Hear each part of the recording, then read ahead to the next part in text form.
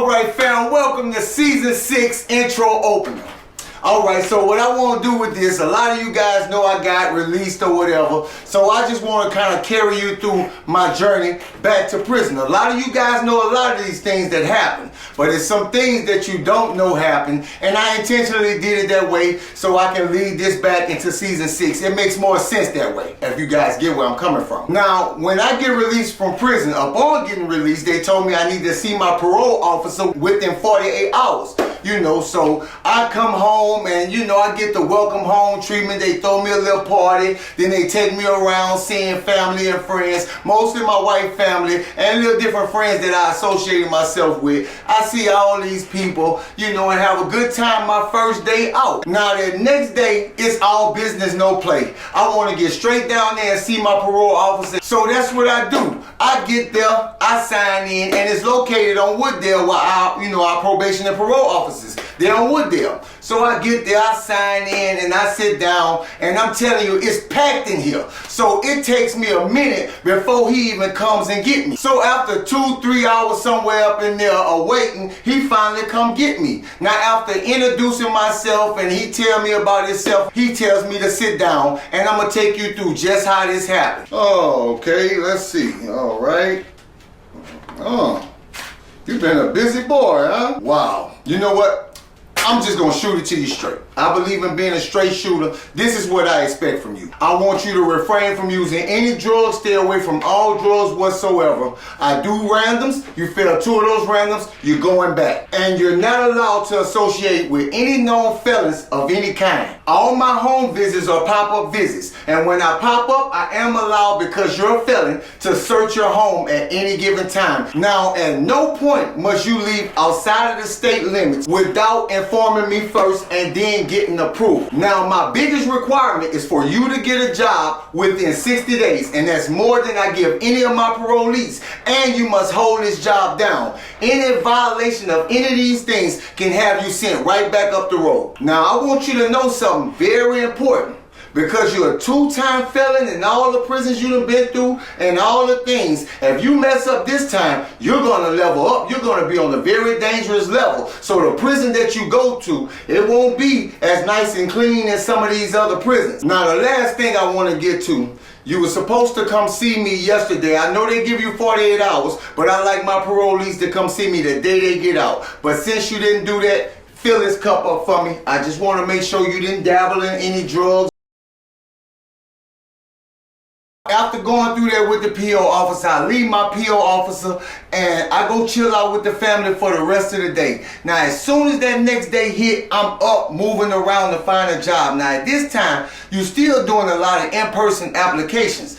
Things moving to the computer, but a lot of things you still have to go in person to fill out. Now, for a month straight, I'm going to job after job, filling out applications. People say they're going to call me, never get back to me, because every job you go to, you have to check that little box. Have you ever been convicted of a felony? So after trying to find a job doing it the right way, I get frustrated. So the next company I go to, I fill out and I don't check this box. And I end up getting a call back and I get an interview and I get hired. So after a couple weeks of working, I see a car pull up and it's my PO. Just so happened the bosses are not here today. So he comes in, talks to some of my co-workers, and good thing they cool, they don't even tell the boss. So he almost messed me up right then and there. So I end up working at this company for about 2 months and everything going good at home, at work, everything going great. And then I get called in the office one day. Come on in, have a seat.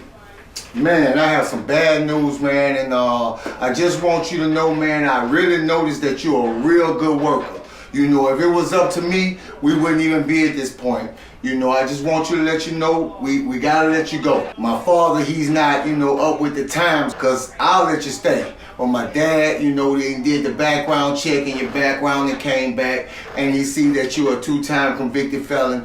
And I'm sorry, man, we just have to let you go. Now, at this point, I'm crushed, but I ain't all the way down for the count. Now, the next stage I end up going to is I started buying cartons of cigarettes and shipping them to Newjack. Now, this ended up working out better than I could have ever hoped, but I'm still looking for a job, because even though I'm paying my fees, my probation officer still want to see me working. working, you know. So I'm still looking for a job, and he coming back and forth to the house. He actually mad, you know, because I lost this job or whatever. But I'm telling him, you know, I'm looking for a job. Do he know any jobs that I can find? I'm ready to work today, but I can't help it if nobody would hire me because of my record. I'm doing all this, and like I said, y'all know the Marquise, I'm doing it as a separate video or whatever, so I'm skipping past that part. I'm gonna go up to the part when I have this dream one night, and the dream is about C.O. Porter. You know, it's almost like a nightmare. You know, this stuff is still sticking with me. So I end up waking up and talking to my wife about the whole deal or whatever, and she asked me, what you want to do? So I end up telling her I want to reach out to him and see if I could be any assistance, you know, because I know a lot of what happened, and I know they trying to sue the prison system or whatever. So she asked me, you know, do you still have a number or whatever?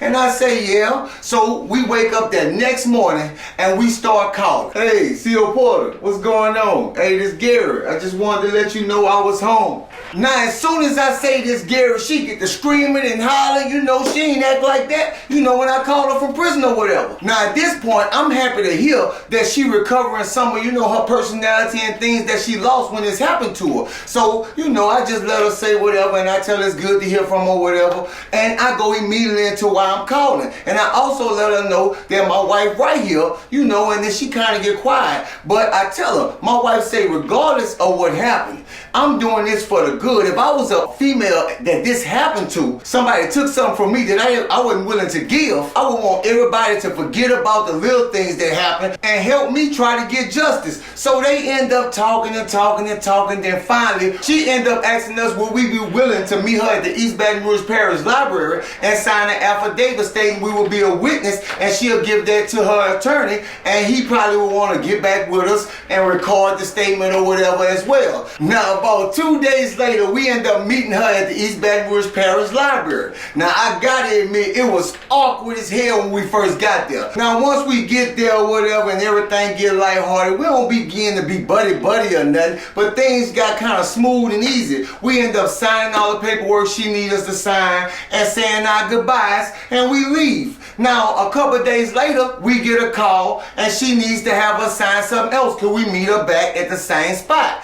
So we do, and we sign this off, and she gives us some more days that she might need us. Now, we put these days down in our calendar or whatever, and we wait. So the days get there, and we don't hear from her. One day go by, the next day go by, and we never hear from her. So we wondering what's going on. So after a while of not hearing from her, we kind of just write the whole situation off, saying, well, she'll get with us when she want to get with us or whatever. Now, a couple months down the line, we get invited to a black and white party, you know. So before we get to the party, I stop at a store that's close to there. I want to get the couple a bottle of wine that invited us, you know, for their party or whatever. So we goes into our little grocery store or whatever, and the first person we spot is C.O. Porter. So we immediately go up to her and ask her how she been, you know, what's going on with her case and things like that. And man, this woman goes straight into it and tells us they came at her with an offer and she didn't settle with it. She actually was in the same room with C.O. Holland. C.O. Holland, she lost her baby and she settled as well. So now, y'all done settled with these people. I ain't even tripping on I'm going out my way to help y'all or whatever, but y'all done settled with these people, and now these predators then went free. Now, even though they were shipped to different prisons, and among a lot of other inmates as well was shipped too, to cover all this up, but these guys done got away with it again. Now, after I hear about all this, you know, my spirit kind of get down, because I'm like, damn, we going through our time, but the ones that supposed to be on the right side of the law, they doing all this and they ain't even getting punished. You know, so I'm carrying this around with me at the same time. And as y'all know, I'm out one day with my son, and I run into Marquise or whatever. I end up getting locked up twice. So my PO, he end up getting super rough, disrespectful, all kind of stuff. Popping up at my house 2, 3 o'clock in the morning, setting me on the floor handcuffed, searching my house. You know, my kids gotta watch this, my girl gotta watch this. This is really getting degrading, you know what I'm saying? And he doing this often. Now at this time, I still haven't found a job. And me and my wife go to talk, and she like, baby, this man gonna lock you up. So we going through the motions and we talking to each other, and I'm like, maybe the best best thing for me to do is to violate myself. You know, she's against this at the time, but after time go along and she see how this PO acting, we know this is the best thing to do. So I make my mind up, this is what I'm gonna do. I'm gonna violate myself. So I get to telling family members like her family and certain friends I deal with that I'm about to violate myself. I even tell Marquise. They tell me don't do this, you know what I'm saying? But I'm like, I know what's gonna happen. This man gonna make me back up more time, and it's gonna be way worse if I let him do it to me. So I'd rather do it to myself. And that's what I do. So after deciding this is what I'm gonna do, me and my wife say, well, we're gonna have one good day and one good night together. And that's what we do. We go out, we spend time with each other, we go to the movies, we go out to eat, we just have one-on-one time. So after spending all that day and all that night together, I wake up that next morning with it on my mind. So I tell my wife that next morning, I want her to drop me off. You know, keep the car, drop me off. I don't want you there when this happens. You know, I don't want you to see this. So she does. She takes me there. She drops me off. Now I walk in, sign in, and tell the front clerk I'm coming to violate myself or whatever. Tell her who my parole officer is, and she tell me he's not in, he's in the field today. So I sign my name and I sit down and I wait. I end up waiting all day for about 6 hours, and then he finally come walking in just when they get ready to close. And he tells me I have to come back tomorrow. Now what kind of shit is this? I'm coming to turn myself in to go back up my time or whatever, and he tell me he been in the field all day. We gonna have to pick this up tomorrow. So I end up calling my wife, and she like, what's going on? She got to come all the way back down there to pick me up because they ain't ready to lock me up today. So I end up going back home and wake up the next day and head back there. So I end up getting there super early. I'm one of the first ones there. And I talk to this same clerk and tell her I'm back to violate myself. Sign in, go have a seat. I end up waiting 3 more hours before he come and call me. He takes me back there and he drug tests me. He do this because if he can find me dirty, he can make me back up all my time. But the test come back negative again. So he tells me, stand up, put your hand behind your back, and finally arrest me. Then he makes me sit down there until he fill all his paperwork out to take me to the parish. Now after he finished filling out his paperwork, he finally takes me outside and put me in the back of his car, strap me in, and drives me to the parish. Now when we get there, they book me in.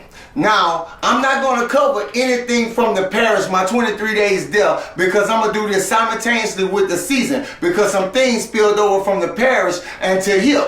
So what I'm going to be doing is coming back with the episode, and I'm going to be coming straight from catch and release to the line. Now, the reason why I'm doing it like this is because when I was doing the lives, all those lives we have, I was telling you guys about Knife, Big Muscles, and a lot of those guys who going to play a part in the beginning of the episodes. So, you know, y'all already have that, and there's no need for me to go all the way back over that. So it's going to be straight from catch and release is the day we get released to the line. And that's when the season going to pick up from. I just wanted you guys to have the background of how we entered back to prison. So there we have it. I stay in the parish 23 days, and I'm going to take care of this simultaneously with the season. So, you know, everything is going to come full circle, and you guys will get it. So the next thing you guys will be getting, and it should already be made, is the episode. Now, I also want to say, if you guys have any questions, drop them in the comments, and I'll go off of them and answer as many as I can. And if the ones that I can't answer or have no knowledge of, or what happened to this person or that person,